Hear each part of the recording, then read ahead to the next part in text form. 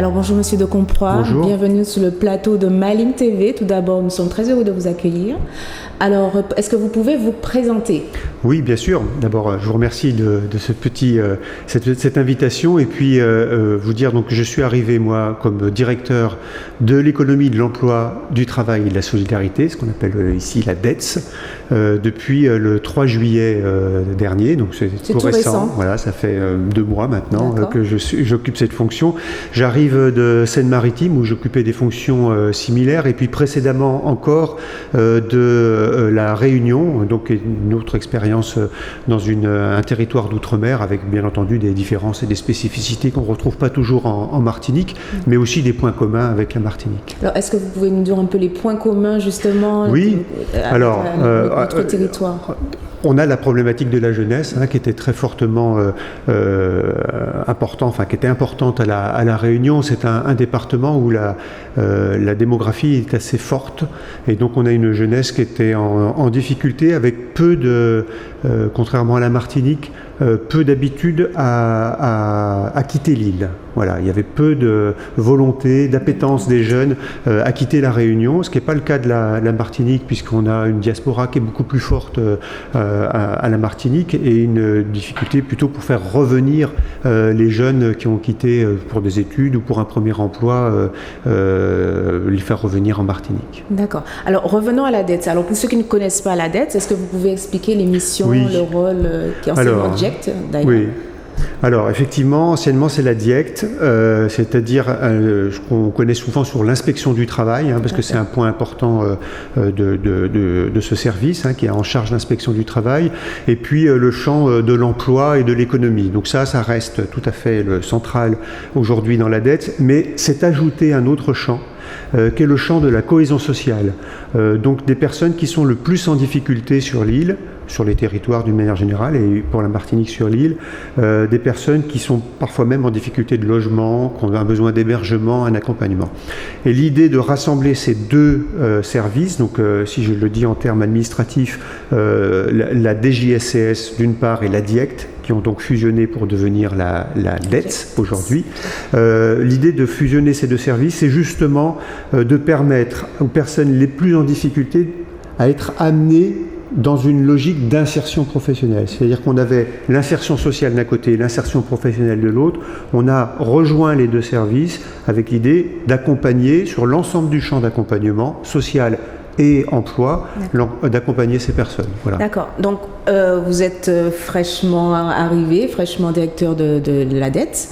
Est-ce que vous avez déjà établi une feuille de route Alors, il y a une feuille de route qui a été établie par mon prédécesseur déjà, puisqu'on s'intègre quand même dans la continuité du service de l'État. Et puis par ailleurs, on a toute une série de directives qui nous conduit à construire ensuite localement cette feuille de route. Alors, on a une feuille de route sur le champ de l'insertion qui repose d'abord sur les outils que l'État met en place et développe.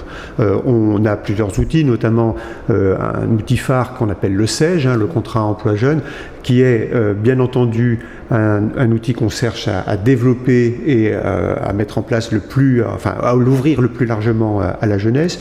Et puis il y a une feuille de route très importante également autour de l'apprentissage, puisqu'il y a, vous savez, une politique nationale dans le domaine qui vise à atteindre le million d'apprentis en France, évidemment je parle là pour le coup à l'échelle nationale, mais qui concerne tous les territoires dont la Martinique, et donc on a cette feuille de route, cette obligation, si je puis dire, mais qui est une obligation très favorable à la jeunesse, d'aller développer l'apprentissage dans les territoires. Voilà, donc ça va porter surtout sur la mise en œuvre d'outils et l'accompagnement des jeunes vers l'emploi. D'accord. Alors, vous avez pu visiter les locaux, découvrir les services de la mission locale Nord Martinique et notre mission également.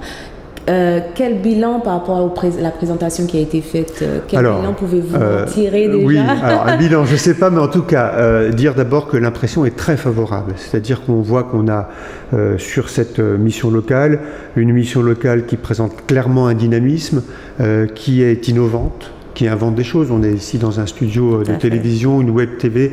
Bien entendu, toutes les missions locales en France hexagonale ou ailleurs ne sont pas dotées d'outils de ce type. Ça veut dire que derrière, il y a eu une politique innovante et il y a eu une volonté de faire bouger des choses et de donner derrière une image de la jeunesse différente. Donc c'est des choses évidemment très positives. Donc on voit qu'il y a d'abord une équipe solide, une équipe qui a de l'allant et qui a de la volonté de réussir et puis d'accompagner le plus possible les jeunes jusqu'à l'emploi, en tout cas jusqu'à l'insertion dans la vie professionnelle. Donc voilà, une impression très positive et puis qui se traduit ensuite, parce qu'il y a l'impression puis il y a la réalité, oui, ça se traduit en chiffres. Voilà. Donc c'est pas juste un simple jugement comme ça parce que j'ai visité les lieux et discuté avec l'équipe, c'est aussi parce que les chiffres sont là et on voit que les résultats sont quand même très positifs sur cette mission. D'accord. Alors, pour finir, puisqu'on est une TV qui s'adresse aux jeunes, quels mots pouvez-vous adresser à nos jeunes martiniquais? Bon, d'abord, de dire qu'on est là. Et quand je dis on, c'est évidemment l'État, c'est la mission locale, c'est les services également de Pôle emploi. Ces services ont été mis en place, développés, sont animés par des personnes qui sont pleines de bonne volonté, et plus que de bonne volonté, pleines de compétences. Donc il faut vraiment passer le message qu'ils ne sont pas seuls. Voilà. Aucun jeune n'est seul. Il y a des services pour l'aider, pour l'accompagner, pour encore une fois, lui apporter toute l'aide dont il a besoin dans son parcours. La jeunesse, moi je la définis comme un temps, c'est-à-dire que c'est un temps. Alors la jeunesse, ça peut être un temps plus long que ce que je vais dire, mais le temps qui nous intéresse, c'est le temps entre la sortie de l'école et l'arrivée dans la vie active. C'est cette charnière. Et cette charnière, elle est difficile pour tout le monde. Même si on a fait des études, on a été diplômé, etc., c'est une charnière difficile pour tout le monde. Voilà. Il y en a pour qui c'est plus difficile que d'autres, parce qu'il y a moins il y a eu des accidents de la vie, il y a eu un échec scolaire, par exemple. Donc, mais c'est pas parce qu'il y a un échec scolaire qu'il n'y a pas d'avenir. Voilà, le rebond est possible pour tout le monde. Bien entendu, chacun trouvera sa place. Voilà.